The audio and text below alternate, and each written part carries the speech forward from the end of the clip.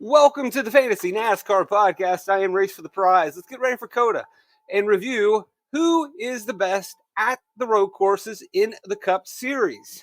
We're going to do some homework, basically a little cheat sheet. Most of you are familiar, but hey, it's always good to review. Before we do that, I want to touch on a couple things which I'll be repeating throughout the week. What we're really trying to do in terms of lineup construction at a road course for DraftKings is get all of our drivers into the top 10. Maybe our value could be an exception around 15th to 10th, but for the most part, we're targeting top 10s. And in doing so, sometimes you freak out, I can't pick the lap leader or the hog or the dominator, or whatever you want to call it. If you get all of your drivers into the top 10 in your lineup, then the hog will take care of itself. You're more than likely going to nail the guy that leads the most laps, and usually there's only one of those in the optimal lineup. So first and foremost, finishing position points.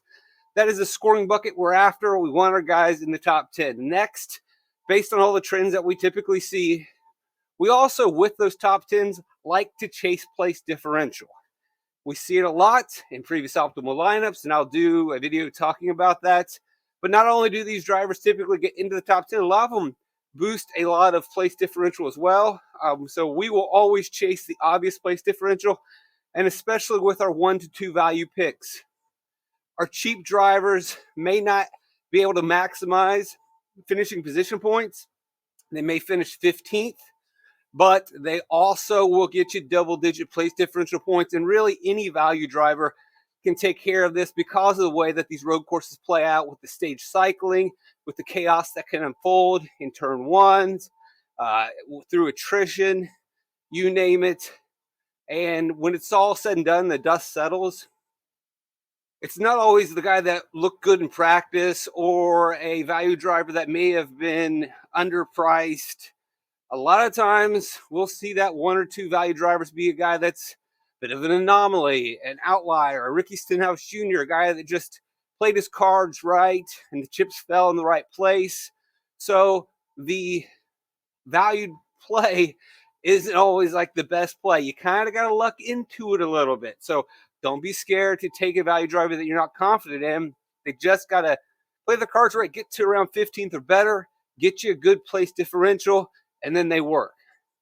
It's just, you have to accept that. Another thing, track type versus track history.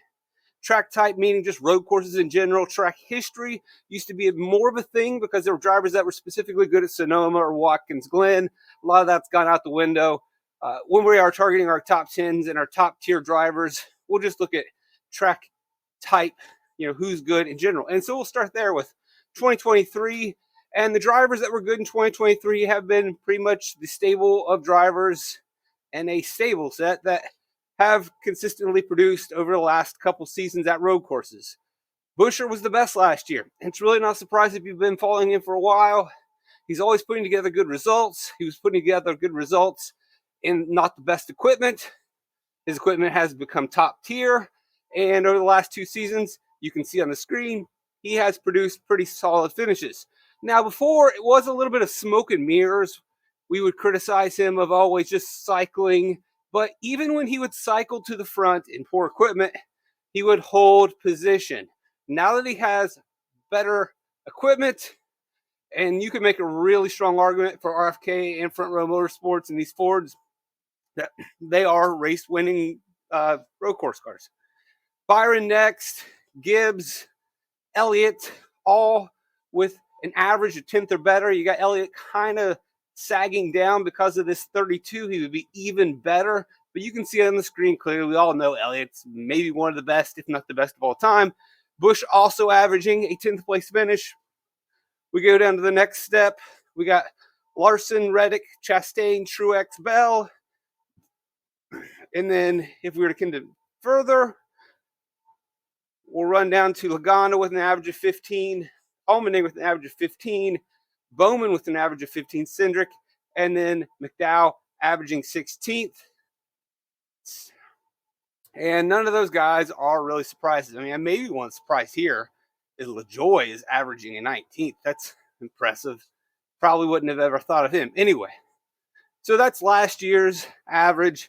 And they're all guys that we will definitely be targeting and spending for in terms of trying to get top 10s and in terms of hogs. One thing I will note, and this is a bit of a debate that you can have, and you can look at all the laps and you can see the cycling and see where they run, and you can do an average running position. You can look at a driver rating and rank them. You can look at my Dietrich data, which looks at how many laps from the top 5, how many laps from the top 10, 15, etc., to see a more specific analysis of how well that driver was running. But still, at the end of the day, finishes are what matter. And it might be a little overrated to look at Dietrich data. Maybe a little overrated to look at average running position. We want to see people that deliver. And so that's why I'm starting with, well, maybe Buescher was cycling in or cycling out, but at the end of the day, I want to see the guys that are finishing these races, staying out of the chaos, getting results. And so what you'll sometimes see is that, Buescher, Byron, and Gibbs, although they ranked the highest last year in terms of average finish, 8th, and 10th, they are technically 7, 8, 9 when I look at some of the more analytical data. So they had a knack for finishing better than where they ran. Now, does that mean that, they could regress to the mean? Or maybe it just means they get the job done. And again, I don't mind ignoring some of the more advanced analytics and just looking at average finish. And I know we often don't like to do that, but for me, I don't really mind that much anyway. So like I said, Buescher, Byron, and Gibbs are typically finishing a little bit better than where they run, but I don't really think that matters. Elliott and Busch, Kyle finish about where they run. Kyle Larson's finishing a little bit better based on the advanced analytics, but he also had some issues last year in specific races that maybe lower down his overall analytics. Tyler Reddick, though, on the other hand, didn't quite get the results that he probably should have. In terms of advanced rating, he would be the second best driver. If we were to go over here to Dietrich data and look at, my analysis, which looks into like top 5, top 10s, laps led, and really evaluates maybe the skill more of a driver. But like I said, in these road course races with stage cycling coming back and crazy cautions and restarts, at the end of the day, does it matter that much to be the most pure road course driver like Tyler Reddick, second highest in terms of my ratings, Christopher Bell, number 1, or I'd rather have the guys that get the finishes? Because when we look at Bell, he also was down a little bit lower. But here's Bell, Reddick. Like I said, Busch is about where he is. Allmendinger, his results do not really completely line up with the skill that he puts in. Elliott was about there. McDowell is another guy. Was 6th highest in Dietrich data, and his average finish was 16th, which put him at the bottom of the category that we were talking about. Whereas Buescher here is 7th in terms of really deep stats, but he was number 1 on the board. Now, you can debate however you want to go into it. That is up to you. Truex is about where he was. Logano, Bowman, and Cindric are nowhere to be seen here. Logano, Bowman, and Cindric were in that top tier of drivers in terms of finishing and sealing the deal, but they weren't really putting together like amazing races. But they are also, and we don't have a stat on this, like who plays the cautions right, who plays the stage cycling right, even though we really didn't have any stage cycling last year, but who's getting the sequencing correct? Kind of hard to look at that other than just look at, well, where are they finishing? And if they have a knack for finishing up front, then they're playing the strategy right. And in reality, we want drivers that are going to finish up front, and strategy seems to be more significant than skill. Most of the equipment is pretty much the same anymore, so really the deciding factor is kind of a little bit of luck, staying out of trouble, but playing the cards. So again, that's why I sort of like going back to average finish. Look, Bell is statistically the best, but he's not getting the finishes. Reddick, Not, I mean, he gets them, but not as consistent as some of the other drivers. So that is something to look at. Those are the guys that are on the top of my board going into this week. How about some couple other notes that we'll talk about? One of the things that I do want to point out, since we have the advanced analytics, is what I was talking about before with McDowell and Chris Buescher. Now that they've got some pretty solid equipment, you can really see some solid growth from them. You look at Buescher back in 2021, it's okay, top 20 to top 15 car. Really steps it up the next year, really stepped it up last season. See the same thing here for McDowell, running up front a lot. Top 10, top 5, leading laps, winning races. Was good before, but really going to the next level. And you're going to see some guys have kind of down years here and there. You know, we had that 2022 year where JGR really struggled with the next gen package, but they seem to have tidied that up and are moving in the right direction. Last thing that we'll talk about, you had I want to talk about Ross Chastain, not Ross Chastain, but he had a pretty good year in 2022. Suarez is showing real growth. Now he's in some pretty solid equipment again. 2022, 2023, Trackhouse in general, running pretty well. So you're seeing that growth. Another guy that kind of shows that growth, like I said, it kind of fits in that McDowell category, that Chris Buescher category.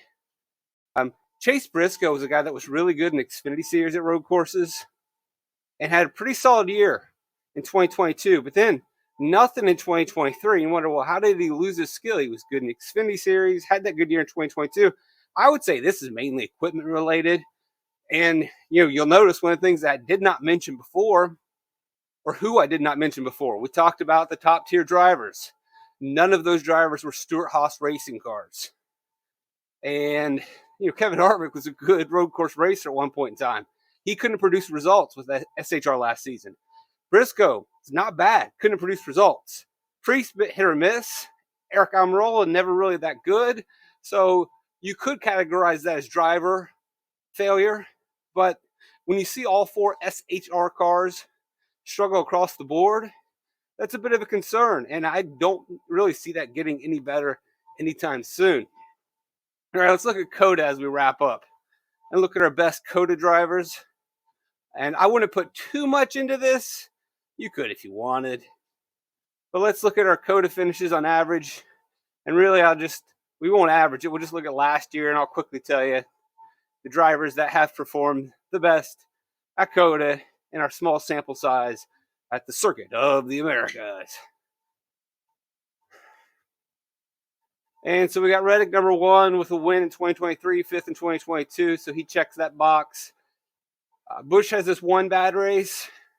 He does have a Truck Series win at COTA, I believe. Alex Bowman has been really solid. He's a very sneaky road course driver. Always plays the strategy pretty well. A lot of good Roval races, I think. DRC races a couple times they ran there. Ross Chastain, a 4th, a 1st, and a 4th. Trackhouse looking good. Byron's been solid. And everyone else, it's okay. Michael McDowell, 12th, 13 to 7, not bad.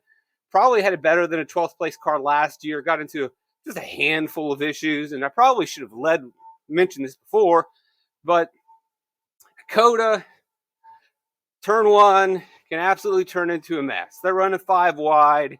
It goes crazy. And that really opens the door for a lot of things to happen. It opens the door for a lot of place differential guys to come through. Good, not great road course drivers to get top 10s.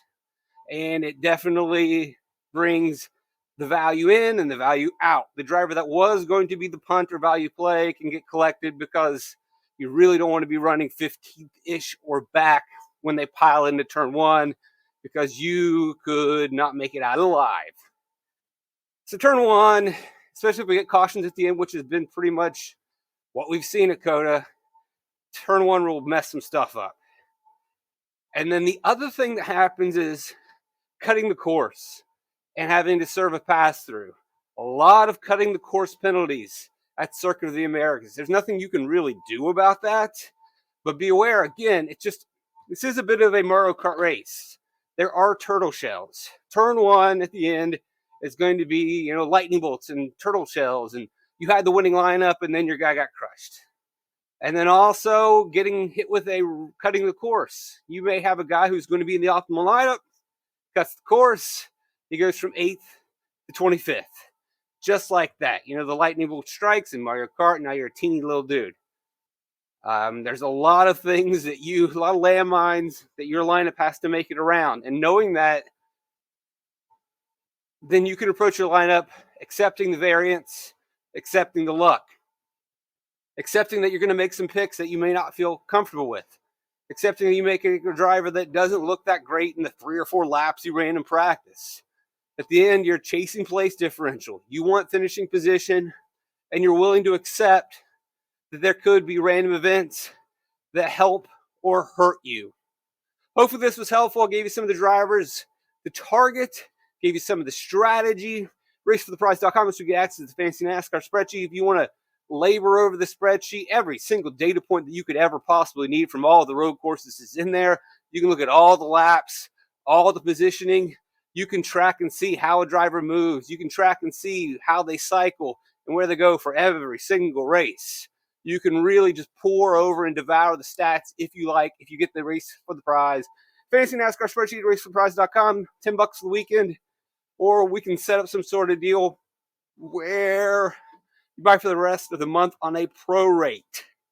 Like, subscribe, share. Blessed to have you guys around. Love you guys. Triple Light's fantastic.